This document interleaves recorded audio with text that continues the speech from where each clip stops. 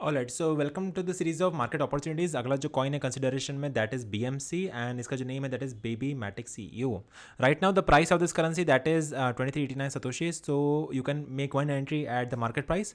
अगला जो आप एंट्री लगा सकते हो that is at 18 satoshis and तीसरा जो आप एंट्री लगा सकते हो at 16 satoshis. So this can be the good buying levels for this currency. अगर आपको सेल ऑफ करना है then you can place a sell order at 35 satoshis. Second आप सेल ऑफ कर सकते हो एट अबाउट 59 सतोशीज एंड तीसरा आपका सेलिंग टारगेट हो सकता है एट 80 सतोशीज।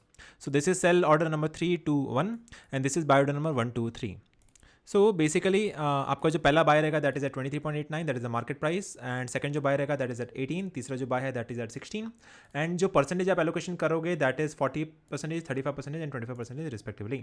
सो बेसिकली आपको पूरा का पूरा पैसा एक बार में नहीं लगाना, you need to do dollar cost average in buying process.